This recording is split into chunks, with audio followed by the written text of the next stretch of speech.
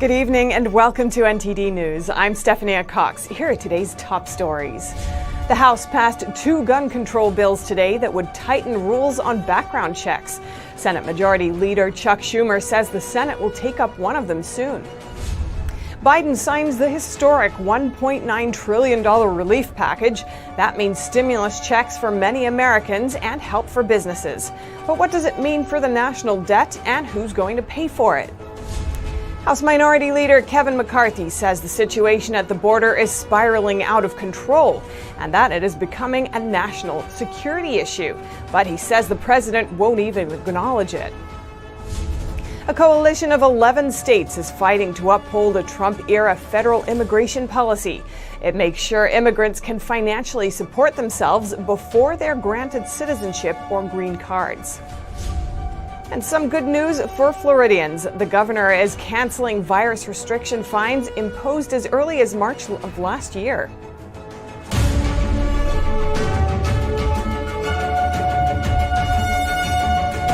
President Biden has signed the $1.9 trillion virus relief package into law. It sends direct payments of up to $1,400 to most Americans, and it provides nearly $20 billion for the country's vaccination effort. NTD's Kevin Hogan has the details. Biden has completed his first priority as president, sending aid to Americans through his gargantuan relief package. The move is seen as his administration's first major victory. This historic legislation is about rebuilding the backbone of this country and giving people in this nation, working people, middle-class folks, people who built the country, a fighting chance. That's what the essence of it is. The American Rescue Plan extends the $300 per week extra unemployment insurance benefit, and it also updates the $3,000 annual child tax credit to go through tax year 2021. The law puts $25 billion toward helping families who are unable to pay for their rent or utilities due to the pandemic. And it sends $350 billion to state and local relief, including tribal areas. And Biden expects the $1,400 stimulus checks to go out this month. The president touted the support for the measure. It's clear that an overwhelming percentage of the American people, Democrats, independents, or Republican friends, have made it clear, the people out there, made it clear they strongly support the American Rescue Plan. Democrats passed the bill through budget reconciliation without a single Republican vote. And a Pew Research poll shows about 2 out of 3 Americans favor the aid package. It had huge support from Democrat voters, but most Republicans opposed it. Republicans say Biden's rescue plan is excessive and wasteful, and they've sounded the alarm that it could send the national debt to dangerous levels. It's already at about $28 trillion. But who's going to pay for all this? According to business magazine Fortune, this package could cost 25-year-old Americans over $1,700 a year for a while. That's due to higher taxes or increased inflation that could result from it. But in the near future, during the crisis, the package does make healthcare more affordable and gives extra tax credits to help business owners keep their employees working. Kevin Hogan, NTD News. It's 1 year since the World Health Organization declared the CCP virus a pandemic, sparking lockdowns across the globe. President Biden is set to address the nation in his first primetime speech at 8 o'clock Eastern tonight. Biden gave a preview of his remarks Wednesday. He said he'll talk about what we've been through and what's next. He plans to launch a new phase in the virus response and will explain that. Press Secretary Jen Psaki said Biden will highlight the role that Americans will play in beating the virus. Biden's taking the heat for going 50 days into his presidency without holding a formal press conference. This is a modern record. Biden's 15 most recent predecessors all held solo press conferences within 33 days of taking office. And Congress is changing gun laws. Today, the House passed 2 bills that would tighten up rules on background checks for gun sales, and the Senate is likely to take up the bills soon. NTD's Melina Weiskup brings us more details from D.C. One of the 2 gun bills would require all gun buyers to go through a background check when purchasing through a private dealer or owner. To ensure that they're not criminals, they're not domestic abusers, or they're not dangerously mentally ill. Bill supporters say this will make communities safe by making it less likely for guns to get into the hands of criminals. But critics say tighter restrictions won't deter criminals since they likely won't follow the law. Founder of Waking Up America and former state rep Vernon Jones tells NTD that upholding law and order makes communities safer, not gun control. Look at where you have the district attorneys who are not prosecuting a lot of cases. Crime is going up. Look at no bail now for many crimes where people are not even required to have a bail. That is causing crime to go up. And so if they really want to address crime, allow the police department to enforce the law, and these elected district attorneys and solicitors, they need to prosecute those who break the law. Jones says the gun reform bills erode the Second Amendment, but bill supporters push back against that claim. Nothing in H.R. 8 or H.R. 1446 violates any part of the Bill of Rights. However, some Republicans are concerned that expanding background checks is a backdoor way to create a national registry of gun owners. The second gun bill passed would prolong the delay for gun purchases from 3 to 10 days. It's meant to allow more time for a more thorough background check to be completed. 8 Republicans voted for the gun reform bills, while 1 Democrat, Representative Jared Golden from Maine, voted against it. So we hope that with the big, strong bipartisan vote we have today to send it over to the Senate, the drumbeat across America. The legislative graveyard is over. H.R. 8 will be on the floor of the Senate, and we will see where everybody stands.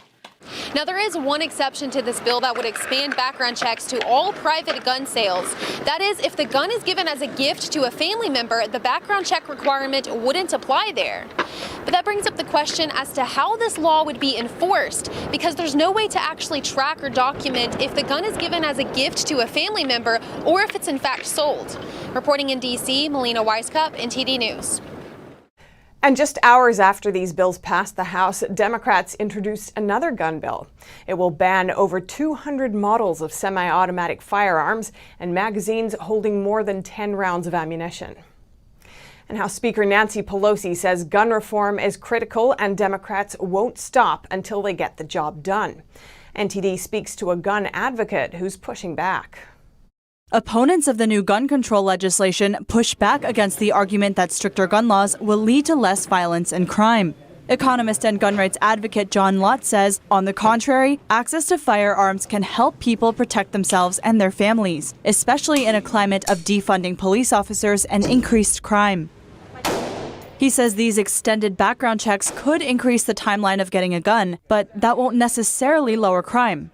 I mean, basically what they want to do with this law is to make it so that the government can delay completing a background check for 20 business days. So when you include weekends in there, you're talking about almost a month of time that they could delay.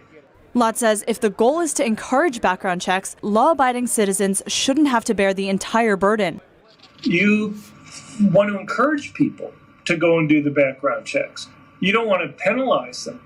Why make them have to pay $125 in D.C. Or even $55 in some places? He says in D.C., each gun requires a background check. So if one person is approved to own a gun, they'd have to pay for a background check each time they want to purchase a new firearm. He notes stricter background checks meant millions of people have been denied gun ownership in error. Some law-abiding citizens were turned down for having a name similar to someone else with a criminal history. Lott says these mistakes actually hurt minority communities. It's one thing to stop a felon from buying a gun. It's another thing to stop somebody simply because they have a name similar to a felon from buying a gun. And the thing is, people tend to have names similar to others in their racial groups. He says the solution would be to push government background checks to follow the same standards as private company background checks, which he says have fewer mistakes. Lott says if the filibuster remains, he doesn't think the bill will pass in the Senate. Terry Wu and Christina Kim, NTD News. Minority Leader Kevin McCarthy said Thursday the situation at the border is spiraling out of control, yet President Biden hasn't acknowledged it. McCarthy says this isn't a political issue and it's becoming a national security concern. NTD's Grace Coulter has the details. McCarthy noted that in February alone, more migrants were apprehended at the border than the entire population of Biden's hometown, Scranton. There were more than 100,000 migrants encounters, a 7-year high and 173% increase from the same time last year. McCarthy said on Thursday that Biden hasn't responded to a letter he sent him last week, requesting a meeting to work on solving the crisis. He hasn't even acknowledged the crisis he created, let alone set a time to meet to solve it.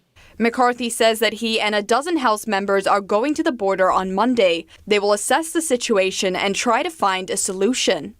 But we know the solution is quite easy because most of this is all caused by Biden's action just in a short time frame. And McCarthy said he's in agreement with the Mexican president. Even the president of Mexico. He said that people coming to the border see Biden as the migrant president.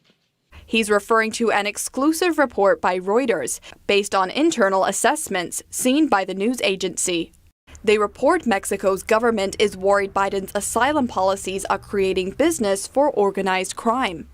A Mexican official told Reuters that organized crime began changing its strategy from the day Biden took office and is now exhibiting unprecedented levels of sophistication.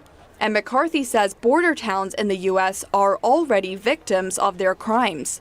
We spoke to the mayor of Uvalde, Mayor Don McLaughlin, who said the facilities down there are so packed, Border Patrol is left to just release migrants into the middle of the town. The migrants are sometimes armed. In the last 2 weeks, they've had to shut down the schools because armed migrants are out. In January, multiple officers were shot at. That's just this community. Despite this, the administration continues to oppose calling the situation a crisis, instead still calling it a challenge. But on Wednesday, a White House official did accept some responsibility. We've seen surges before. Surges tend to respond to hope.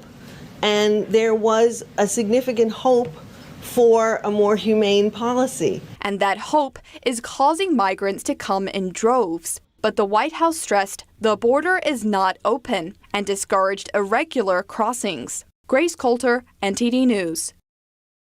A group of Arizona lawmakers are calling on the Biden administration to take urgent action against what they're calling the escalating border crisis.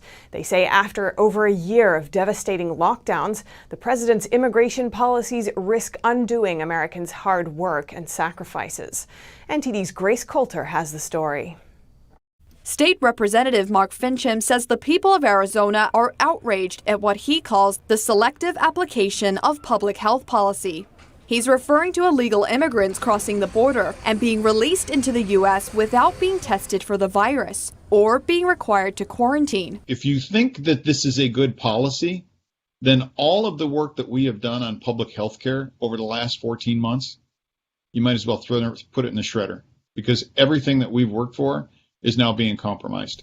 He and 3 other state reps are urging Arizona Governor Doug Ducey to follow in the Texas governor's footsteps and deploy the National Guard to combat the escalating border surge crisis, and for the 14-day quarantine protocol to be enforced for those entering the country. They're also calling out the Biden administration for its immigration policies. All of this is absurdity, because we now have a president who is sitting in the White House and who has essentially opened the borders to people who come across, get on a bus, and are sent into the interior of the country. They're not all staying in Arizona, but they are crossing our border. Earlier this month, several illegal immigrants that had crossed the border and been released into the U.S. told a Spanish language network that they had just tested positive for the virus at a local testing site in Texas and that they were heading straight onto a bus and to other parts of the country. Some said they were heading for North Carolina, Maryland, and New Jersey. Representative Finchem says this is especially devastating for those who have lost their businesses and livelihoods during the pandemic, as well as putting those who are most vulnerable at risk. If communities of color are at highest risk for this, why is it that the president is allowing busloads of people who are likely to go into communities of color without being quarantined, without being vaccinated, without even being tested? What's up with that? In the Arizona border town of San Luis, nonprofits dedicated to helping asylum seekers are running out of resources and shelters. Farmers Without Borders told ABC5 they're calling on churches and community centers for more help, but many are closed due to the pandemic. And they aren't the only ones calling for help. The Department of Homeland Security is calling on volunteers from within its agencies to assist with the border. On Monday, activating the Volunteer Task Force to help with what the DHS Secretary is calling the overwhelming surge at the border. Grace Coulter, NTD News, New York. 11 states want the Supreme Court to review a Trump-era federal immigration policy known as the Public Charge Rule. The coalition, led by Arizona Attorney General Mark Brnovich, filed a motion in court after the Biden administration asked the Supreme Court to drop the case. The Public Charge Rule requires non-citizens to financially support themselves in order to become lawful U.S. citizens or get green cards. The Trump administration interpreted the term public charge more broadly. His version includes non-citizens who receive government benefits like Medicaid or food stamps for more than 12 months over a 3-year period. In a tweet, Brnovich argues the public charge rule helps ensure scarce government assistance programs are not stretched even further. His lawsuit also states that the invalidation of the public charge rule will cost the states over $1 billion annually. The Biden administration ordered a review of the public charge rule in February, but requested the case to be dismissed on March 9th. In an apparent phase-out, head of Homeland Security Alejandro Mayorkas said his department stopped implementing the 2019 rule. In a statement, Brnovich called the dismissal a strategic surrender by the Biden administration. If the motion is granted, the states can petition the Supreme Court to review the case once more. Over 90 Montana lawmakers signed a letter to President Biden calling on him to bring the Keystone XL pipeline project back into operation. Biden canceled the project on his first day in office over environmental concerns, but these lawmakers say he didn't have to. The lawmakers argue the pipeline is not the same project President Barack Obama reviewed back in 2008. It points out the company behind the pipeline had since pledged major changes, including to making the project zero emissions. The lawmakers say energy production is the lifeblood of Montana's economy. They say the pipeline would create hundreds of good-paying jobs for rural Montanans. They also say it would bring in a lot of revenue, including around $80 million each year in tax revenue. 14 Republican attorneys general are also urging the president to reconsider, saying that restoring the pipeline's operations could prevent severe economic damage. They're also threatening legal action. And transgender athletes, biological boys, cannot compete in female sports in Mississippi. A new law has just been passed. Governor Tate Reeves signed the bill today. Reeves said he never imagined dealing with this issue, but that Biden left him with no choice after signing an executive order encouraging transgenderism in children. Human Rights Campaign called the bill transphobia and a symbol of hate. The rule goes into effect on July 1st, though there is a possibility it will face legal challenges. And coming up, Florida's Governor Ron DeSantis is canceling virus-related fines. The move will relieve individuals and businesses from the penalties. And the historic Cliff House restaurant in San Francisco is closing permanently. All its collections are up for auction. That and more on NTD News.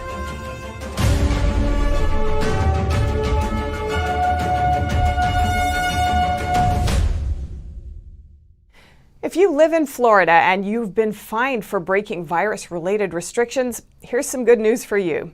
You probably don't have to pay the fines. NTD's Allison Lee has more virus-related updates in Florida. Many Florida residents and businesses punished by CCP virus restrictions won't have to pay their fines anymore. That's because Governor Ron DeSantis canceled those fines with an executive order on Wednesday. It applies to all fines imposed by local governments from March 1st last year to March 10th this year. But it doesn't cancel out fines imposed by the state. Well, I just think that those fines are out of control, and we want to make sure that folks are protected. Most of those restrictions have not been effective. That's just the reality. The evidence is in on that. And so we want to really go forward fresh, and we want people to make decisions, but we don't want it under the heavy hand of government. The governor is also celebrating the state's high vaccination rates among seniors and says people aged 60 to 64 will be eligible next Monday. He also emphasizes there won't be any vaccine mandates. Franklin, 67%. Okaloosa, 66%. I mean, these are really, really good numbers. And we're not going to have 100% interest in it. There's some that don't want the vaccine, and that's totally fine. There's not going to be any mandates on vaccine. DeSantis says around 3 million seniors have already been vaccinated in Florida. Meanwhile, Senator Rick Scott from Florida is urging states to send the, quote, wasteful $1.9 trillion relief package back to Congress. Scott says if they reject excessive federal funding, local governments can send a message to Washington that, quote, politicians in Congress should quit recklessly spending other people's money. Reporting by Allison Lee, NTD News. We have a couple more updates on lockdown statuses. Starting April 1st, New York will no longer require domestic travelers to quarantine, but international travelers will still need to. And moving over to Oklahoma, Governor Kevin Stitt announced he'll sign an executive order tomorrow with new rules. There will be no statewide restrictions on events or Oklahomans. I'm also removing the requirements to wear a mask in state buildings. More Oklahomans are getting vaccines each day, and the CDC's new guidelines mean wearing a mask should be a personal decision based on your circumstances. Stitt says the standard for what's normal shouldn't be 0 cases. The standard for normal in Oklahoma is freedom, and that is what the governor says he will protect. He's encouraging people to wear masks depending on their circumstance and to do their part. New York City's mayor is joining the growing list of Democrats calling for the governor of New York to resign. This as the governor faces scandals involving sexual misconduct and a cover-up on virus data. NTD's Dawn Tran has the details.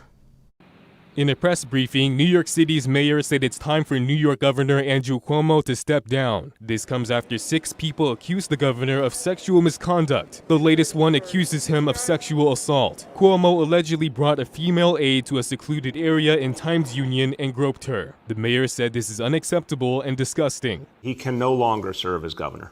It's as simple as that. I think we've seen so many troubling things that have come out just in a matter of weeks. But Cuomo denied the latest allegation. Mayor de Blasio also brought up the nursing home scandal. During the pandemic, Governor Cuomo allowed COVID-positive patients into nursing homes. His administration also underreported the number of nursing home deaths. Mayor de Blasio said the intentional hiding of numbers is disqualifying on its own. So far, 55 Democrat lawmakers are calling for Cuomo to resign. New York State Assembly Speaker asked the Judiciary Committee to investigate the allegations made against the governor. It's the first step in potentially drafting articles of impeachment. Dawn Tran, NTD News, New York. Seattle has taken an economic hit after a year of lockdowns, protests, and restricted police. NTD reporter Emerald Chung spoke to one business owner who fled the Emerald City for greener pastures. Seattle was once known as the city of neon lights. Downtown was filled with booming business. However, today Seattle has empty office buildings, boards covering shop windows, and sparse law enforcement. John McDermott, co-owner of Car Tender, an auto repair shop, told NTD why he left Seattle's Capitol Hill district after 21 years of business. Seattle City Council is not doing their job, and we're paying taxes for no reason. Over 160 businesses have either closed down or moved out of Seattle since last year, according to local news station KING. While some businesses left for lockdown reasons, many, like McDermott, left because of violent protests and their aftermath. We would have absolutely stayed there had the whole Chaz Chop thing not happened, because that's where our customer base was. We really didn't have a whole lot of choice, but to move the business if we wanted to remain in business. Crime has soared with Antifa and BLM protests. At the same time, the city leadership has worked to defund local police. McDermott felt this firsthand after his business was the target of both robbery and arson. And every time we called 911, you would talk to them and they alluded that they were coming, but they weren't. And they weren't going to come. We don't have the police protection. We don't have fire protection. The police department doesn't show up when they're called. They're only doing, it's untenable. McDermott added that, though one repeat offending robber was caught, he was released quickly after. This was a result of Seattle's catch and release policy. NTD reached out to the Seattle City Council for comment, but we did not get a response. However, McDermott puts the responsibility squarely on their shoulders. It's a sad day when people that are hired to protect the citizens of the city don't follow through with what their duties are. Local government has yet to address the rising crime and fleeing businesses. Reporting by Emerald Chung, NTD News, Washington. A historic restaurant in San Francisco is auctioning its contents after closing for good last year. Here's more from NTD's Eileen Ang. The Cliff House is a San Francisco landmark restaurant overlooking the Pacific Ocean. For 157 years, it served Californian cuisine to locals and tourists. At the end of 2020, it closed for good after the restaurant's lease with the government was up, and its contents are being auctioned off. Kitchen equipment, tableware, furnishings, furniture, decor are all up for grabs over a 3-day online auction. The auction includes over 200 vintage autographed movie star photos. They are all from mostly the 30s and 40s, so Clark Gable, Cary Grant, Betty Davis, Judy Garland, people like that. And most of them say "to the Cliff House" or "best regard to the Cliff House." So they're very unique, signed autograph pieces for people that ate here during the years when they filmed movies. Its proprietors, Dan and Mary Huntalis, ran the restaurant for 47 years. The National Park Service acquired the property in 1977. However, in 2018, the government agency decided not to renew the lease. The proprietors had negotiated over the lease, but struggles during the pandemic made it harder for them. The proprietors were history collectors, and so they not only ran a business, but they also were interested in history and keeping that history. So on the walls, this was not just a restaurant, this was also a museum of sorts for the area. A group called Save the Cliff House Collection is fundraising to buy items at the auction in hopes to preserve the historic collection. They would all go to a museum. This place means so much to so many people, and we're heartbroken that it had to end this way and that the pandemic ended up shutting down another part of San Francisco's history. I actually ate here just before they remodeled it in 2004, so it's great to see how fresh they made it, and hopefully it can continue to be a restaurant after the sale. They don't know what the government intends to do with the building afterwards. NTD reached out to the National Park Service for a response, but didn't hear back in time for broadcasting. Eileen Ng, NTD News, California. Coming up, Hong Kong is losing its autonomy to the Chinese Communist Party even more. This as the party plans to reform Hong Kong's electoral system. And in response to the situation in Hong Kong, Facebook says it will drop a cable project that connects Hong Kong with California. That and more on NTD News.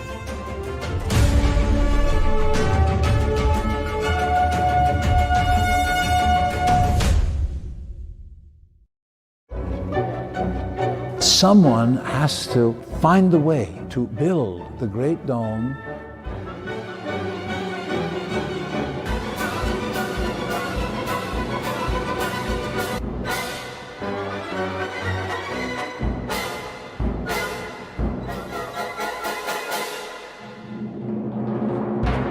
Completely new, completely original.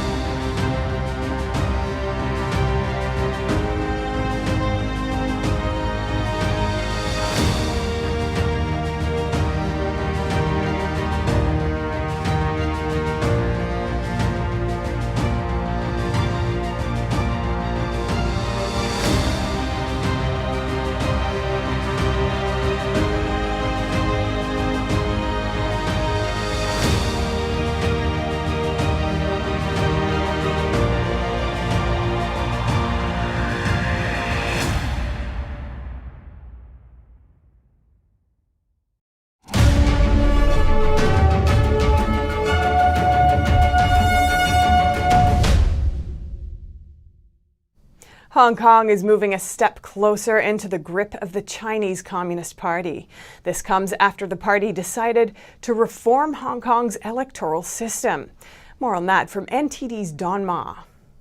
2,900 votes for and 0 against measures to reform Hong Kong's electoral system. China's National People's Congress is now accused of being a rubber stamp parliament. That's after it passed a motion with 0 objections. The new election measures make sure the city's officials are vetted, Beijing-approved patriots, meaning those loyal to the CCP. Some say the measure may also lead to the removal of political opposition from Hong Kong's government. The changes further strengthen Beijing's grip on Hong Kong, following the sweeping national security law on the city passed last year. Some critics have even said democracy in Hong Kong is over. Former Hong Kong politician Ted Hui says the city is now a glorified detention center. Hong Kong is a large detention center now. Now all those who speak up will be suppressed, will be thrown to jail. So we bear He explained that now the only way Hong Kong can escape its current situation is with international support. With the new legislation allowing Beijing to do political vetting on candidates.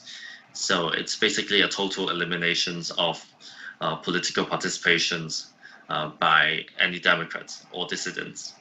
So it's hard to take it to the streets anymore because with the national security law, the police would only arrest people and send them to jail very easily. And it can be unwise to take that risk. So now we've only got left with international lobbying. That's what I'm trying so hard to work on. Beijing often labels other countries' involvement in Hong Kong as interference in its internal affairs, but Mr. Hui sees it differently. I think any issues on human rights and on crackdowns on protests and for police brutality, these issues are universal issues because it involves universal values. So any nations, any citizens in the world has the standing to speak up against these. Hui fled Hong Kong amid Beijing's crackdown. He's been granted a travel exception by the Australian government to visit the country. It's part of a global tour to garner support for firmer action against the Chinese regime. Reporting by Don Ma, NTD News. Facebook is dropping a project that would connect Hong Kong to California. The tech giant says it's because of security concerns. NTD's Tiffany Meyer has more. And another blow is dealt to Hong Kong. Facebook says it's stopping the construction of a special undersea internet cable that would connect California with Hong Kong.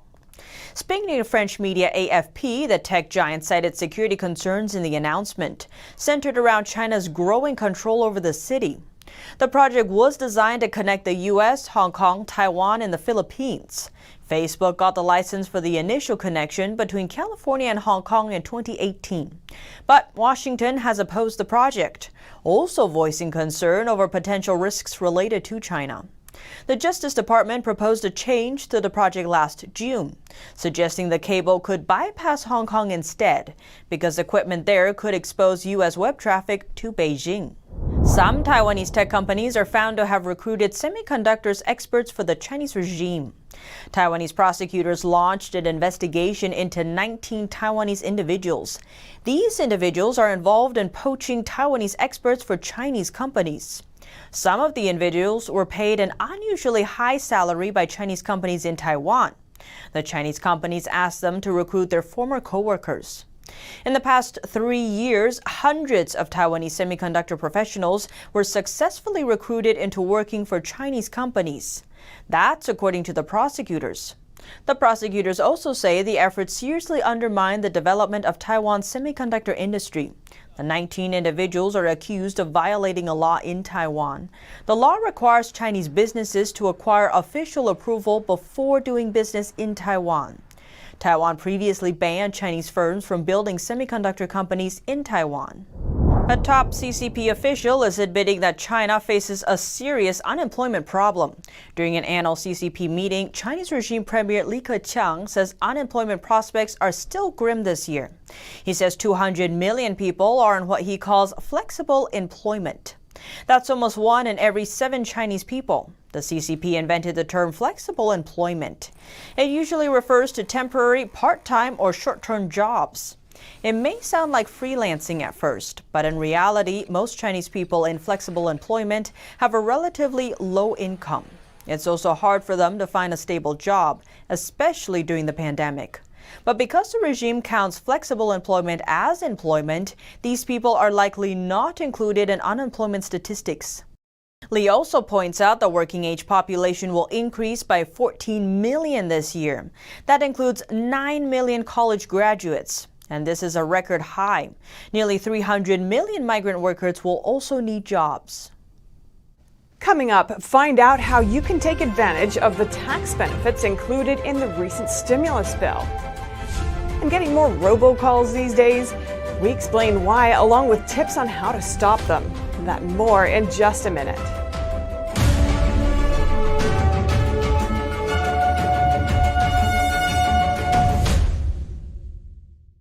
The new stimulus bill comes with some tax benefits, so how can you take advantage of them? NTD's Colin Fredrickson reports. The motion is adopted. 4 tax benefits have just been passed in the recent stimulus bill. 3 of them involve increasing tax credits. Credits subtract the taxable income dollar for dollar. So say we have $10,000 in credits and you have $5,000 in tax bills associated. $10,000 in credit would wipe out the $5,000 taxes due and also provide a $5,000 refund. For the Earned Income Tax Credit, childless workers get 3 times more, from $530 to $1,500. The 65 age limit is eliminated, and childless workers can claim the credit at age 19 instead of 25. The Earned Income Tax Credit is basically, set at levels for keeping jobs and employment open, right? And so as employers and as employees, you're earning tax credits for actually working. For the child care tax credit, families get 50% of their expenses for kids under 13, $4,000 when there's 1 child, and $8,000 for more. Previously, it was 25 to 30%, with maximums of $3,000 and $6,000. The child tax credit has now risen from $2,000 to $3,000 for children under 18, and $3,600 for every child under 6. And the employment benefits, which are normally taxed, are tax-free for your first $10,200 if you made less than $150,000. Many taxpayers face a big problem. They don't know whether they should file their next tax return. The credits are really taking place in 2021, and the stimulus and the unemployment are taking place in 2020. So the more concern right now is the focus is on what should I do to get my stimulus? Should I file an early tax return so I can get it and maybe get the prior one that I missed? Experts recommend sitting down with professional preparers and consulting with CPAs to get a good opinion. People really have to strategically think about their stimulus packages and stimulus refunds and how to best file their returns. The IRS hasn't clarified if it will extend the filing deadline. Colin Fredrickson, NTD News. It's far and away the biggest consumer complaint to the Federal Communications Commission, and if it feels like you've been getting more robocalls recently than during the past year of the pandemic, a recent report says you probably have. Mandy Gaither explains why and ways to stop the calls. Getting more robocalls again? You're not alone. If you're feeling like you're getting more robocalls, it's because you are getting more robocalls. New data from UMail, a robocall prevention service that tracks those calls across the U.S., says Americans received more than 4.6 billion robocalls in February, up 27% from January. But why? Point to the pandemic. As we seem to be coming out of the pandemic, call centers are opening, and therefore there's more robocalls. And the reason for that is there's really no point to making a robocall unless the person on the other end is going to press 1 or call you back. And you need a person when they do that. To avoid those unwanted calls, the FCC says don't answer calls from unknown numbers. Beware, caller ID showing a local number doesn't necessarily mean it's a local caller. If you do answer, don't respond to questions and don't hit a button if prompted to. Scammers often use this trick to identify potential targets. Never give out personal information. You can also talk to your phone company about call blocking tools they may have and check into apps that you can download to your mobile device to block unwanted calls. Finally, make sure your number is registered on the National Do Not Call Registry. Mandy Gaither. If you're using a robocall blocking company, you should let them know which numbers are making unwanted calls. That way they can help block those calls for you and for others. And coming up, some European countries are suspending the AstraZeneca vaccine pending an investigation. The move follows reports that some patients developed blood clots after being inoculated. And a private island is up for sale in the Bahamas. We'll give you a sneak peek in just a moment.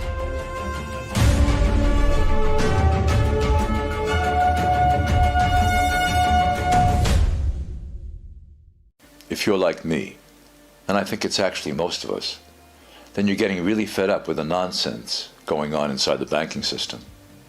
I mean, we've worked hard our entire lives to retire comfortably. We just recovered from the crash of 2008, and it seems like it's about to happen all over again. Look at the too-big-to-fail banks. They're only getting bigger as the Fed hands them trillions of dollars daily, while simple folks like you and me, we're only getting the short end of the stick. That's why I'm glad I found this book called The Bank Failure Survival Guide. Give us a call, and we'll send you a free copy with no obligations whatsoever, just one American to another, telling you about some options that you might not have considered. Call 866-239-2619 today for your free copy of the Bank Failure Survival Guide. That's 866-239-2619.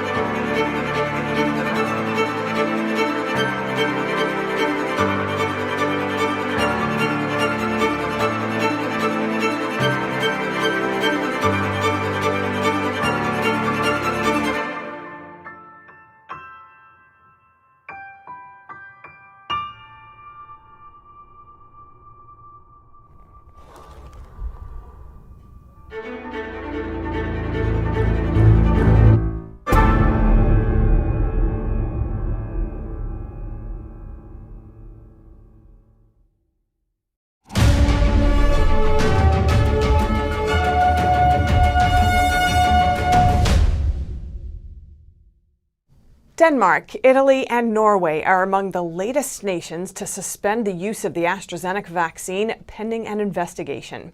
This comes after reports that some patients developed blood clots after being inoculated.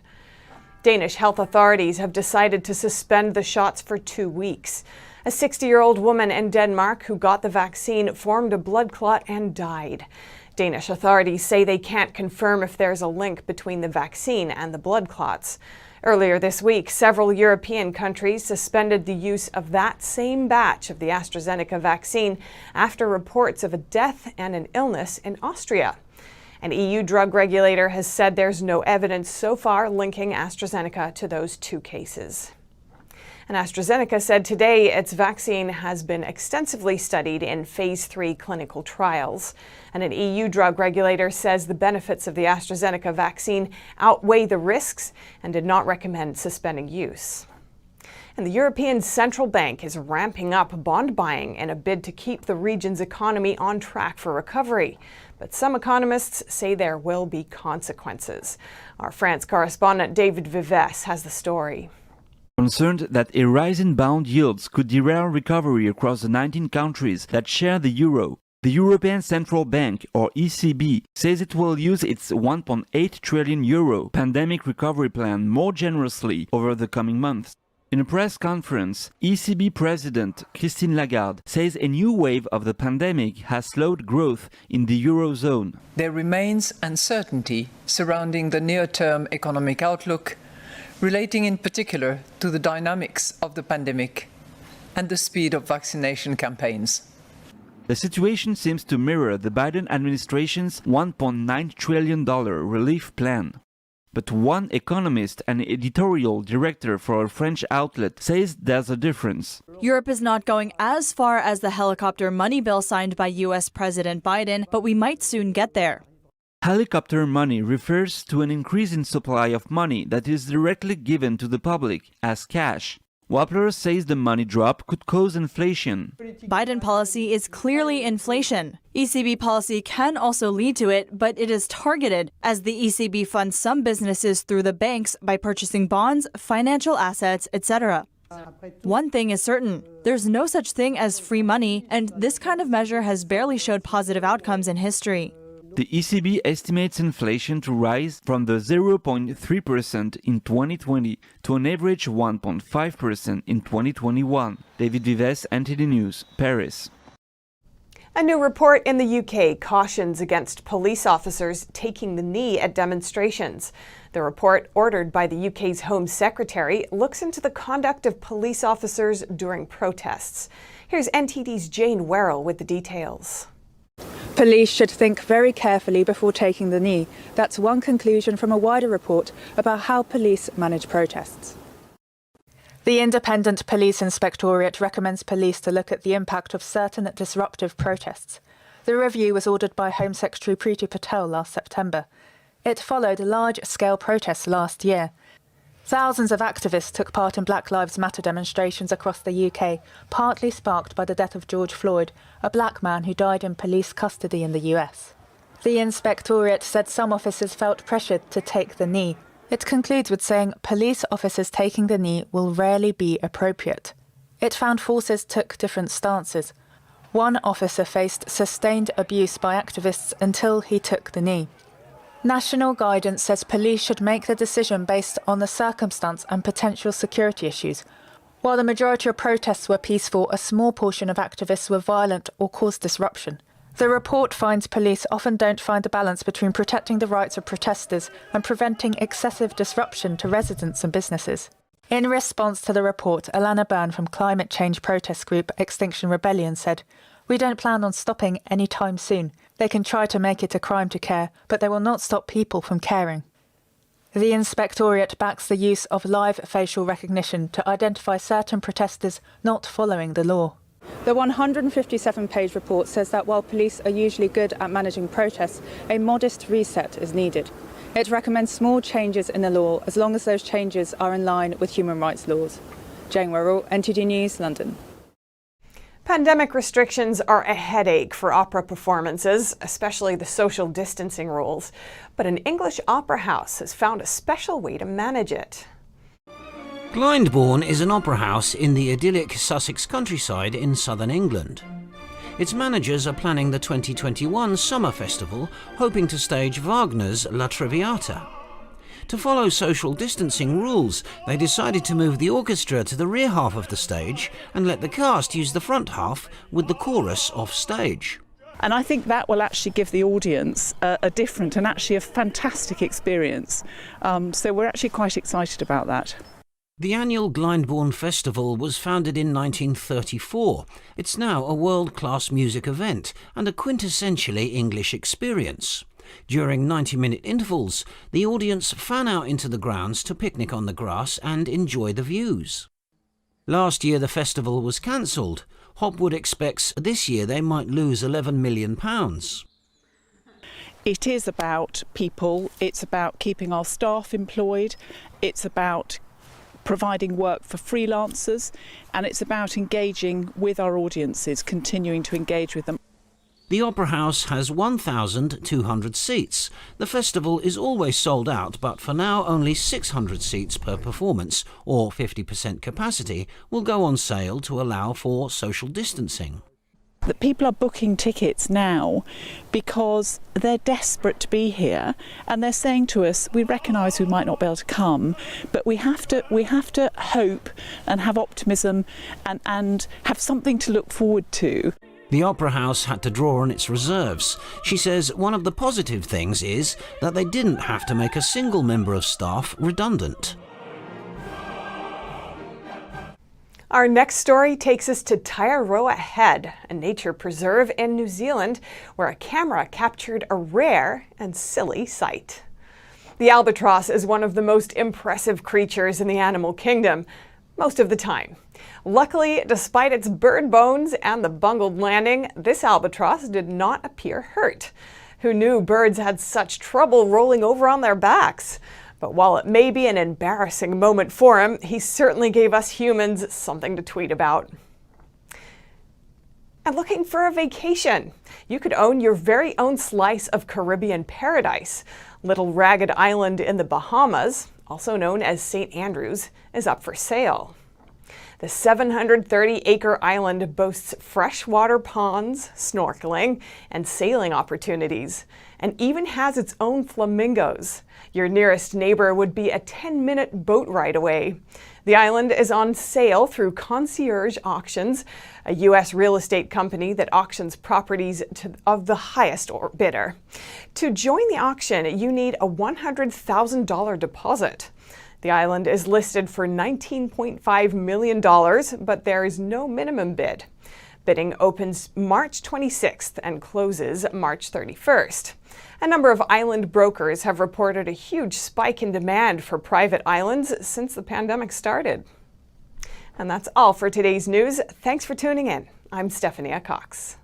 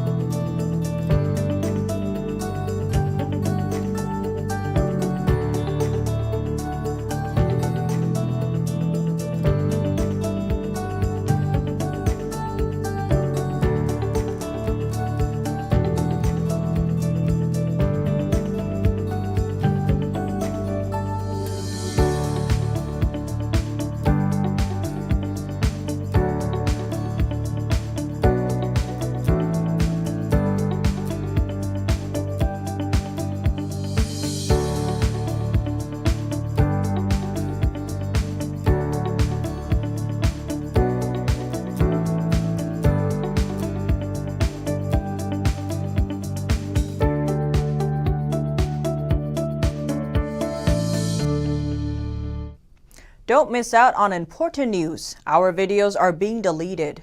So if you don't want to be cut off from honest news, take a moment to sign up for our newsletter at newsletter.ntd.com so you don't lose access to NTD.